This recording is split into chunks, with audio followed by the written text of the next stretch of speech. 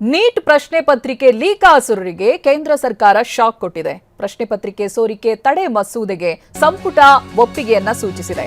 ತ್ವರಿತವಾಗಿ ಪ್ರಶ್ನೆ ಪತ್ರಿಕೆ ಸೋರಿಕೆ ಪ್ರಕರಣಗಳ ವಿಲೇವಾರಿ ಆಗಬೇಕು. 3 ತಿಂಗಳಲ್ಲಿ ತೀರ್ಪನ್ನ ಪ್ರಕಟಿಸಬೇಕು. ತ್ವರಿತ ನ್ಯಾಯಾಲಯ ಇನ್ನು 3 ತಿಂಗಳಲ್ಲಿ ತೀರ್ಪನ್ನ ಪ್ರಕಟಿಸಲಿದೆ.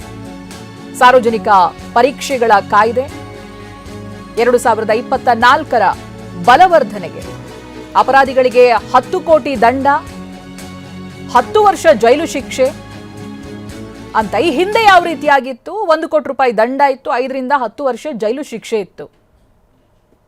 ಇದೀಗ ಮತ್ತೆ ಅದನ್ನ ಬದಲಾಯಿಸಲಾಗಿದೆ. ಅಪರಾಧಿಗಳಿಗೆ 10 ಕೋಟಿ ರೂಪಾಯಿ ದಂಡವನ್ನ ವಿಧಿಸಬೇಕು, ಹಾಗೆ 10 ವರ್ಷಗಳವರೆಗೆ ಜೈಲು ಶಿಕ್ಷೆಯನ್ನ ಕೊಡಬೇಕು ಅನ್ನೋದಾಗಿ. ಸಾರ್ವಜನಿಕ ಪರೀಕ್ಷೆಗಳ ಅಕ್ರಮ ತಡೆ ಕಾಯ್ದೆ 2024ರ ಬಲವರ್ಧನೆ ಆಗಿದೆ.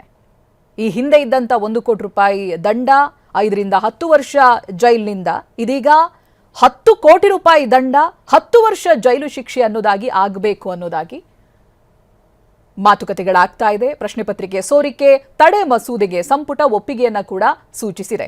ತ್ವರಿತವಾಗಿ ಇದೆಲ್ಲಾ ಪ್ರಕರಣಗಳ ವಿಲೇವಾರಿ ಆಗಬೇಕು ಅನ್ನೋದಾಗಿ ಹೇಳಿದೆ.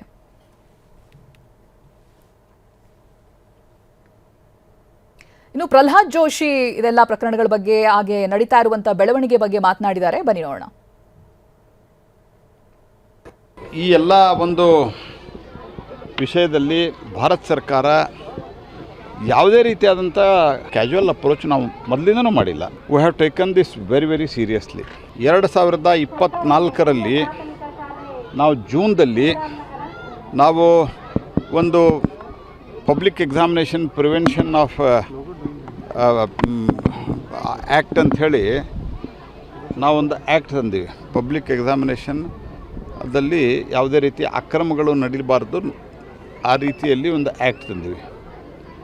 ಆ ಆ್ಯಕ್ಟದಲ್ಲಿ ಈಗ ಮೊದಲು 5 ವರ್ಷ ಶಿಕ್ಷೆ ಇತ್ತು. ಈಗ ನಿನ್ನೆ ಕ್ಯಾಬಿನೆಟ್ನಲ್ಲಿ ಅದನ್ನು 10 ವರ್ಷ ಮಾಡಿದ್ದೀವಿ. 10 ಕೋಟಿ ರೂಪಾಯಿ ದಂಡ.